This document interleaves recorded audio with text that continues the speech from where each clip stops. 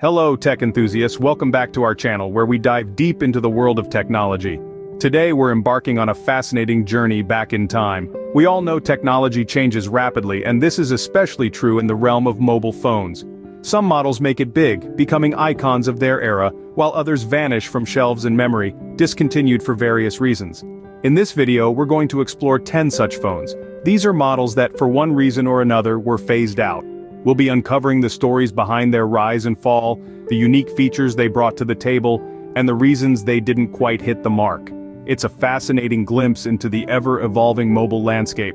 So, without further ado, let's dive into the world of discontinued phones. First on our list is the Microsoft Kin. Launched in the spring of 2010, the Kin was Microsoft's ambitious attempt to carve out a niche in the burgeoning smartphone market.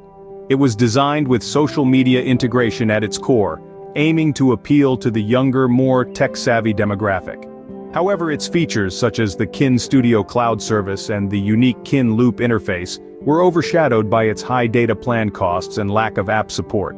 The Kin's sales were far from impressive. Critics panned it for its hefty price tag relative to its feature set, and consumers were left unimpressed. Microsoft's foray into the smartphone market was met with a lukewarm reception at best, and the company pulled the plug on the Kin just 2 months after its release. Despite its innovative ideas, the Microsoft Kin was a commercial failure and was discontinued shortly after its release.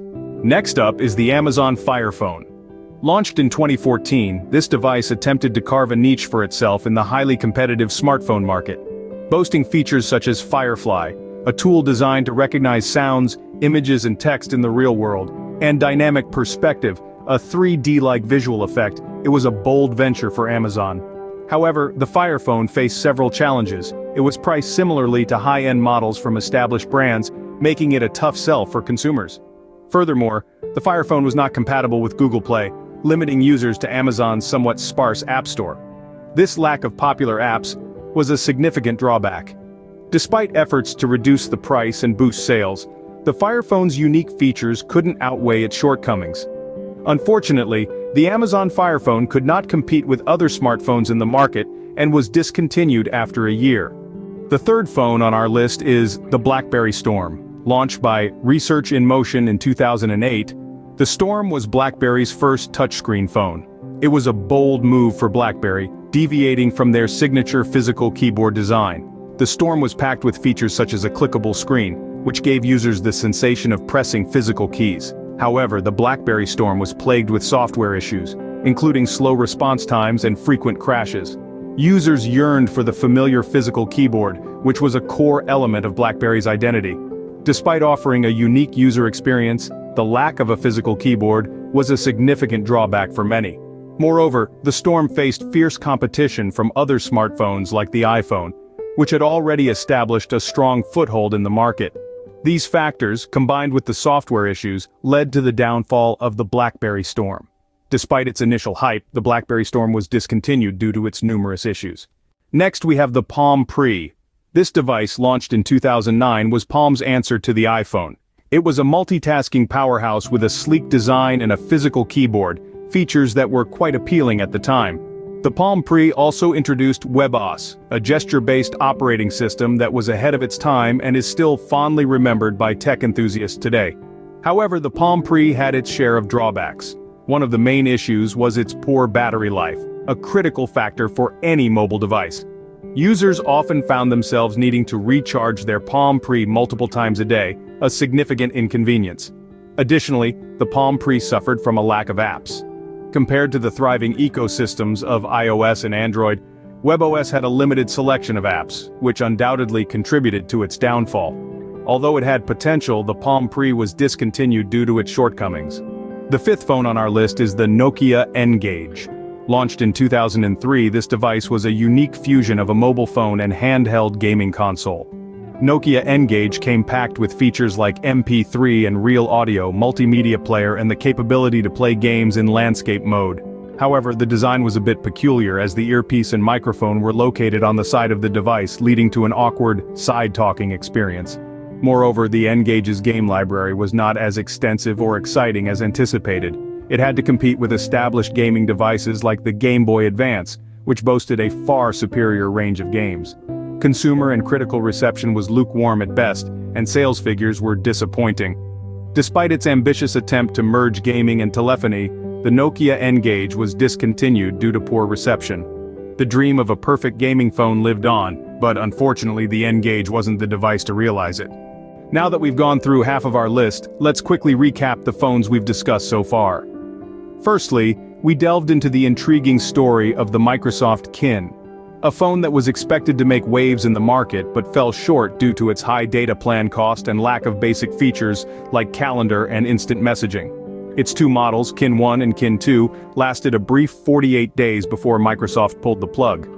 Next, we navigated the tale of the Amazon Fire Phone, a device that was anticipated to be a game-changer.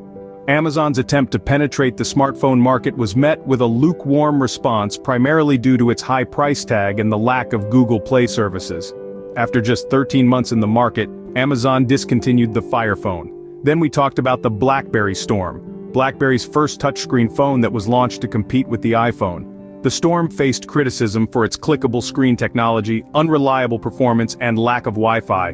Less than 2 years after its launch, the Storm was discontinued, marking the beginning of the end for BlackBerry's reign in the smartphone industry.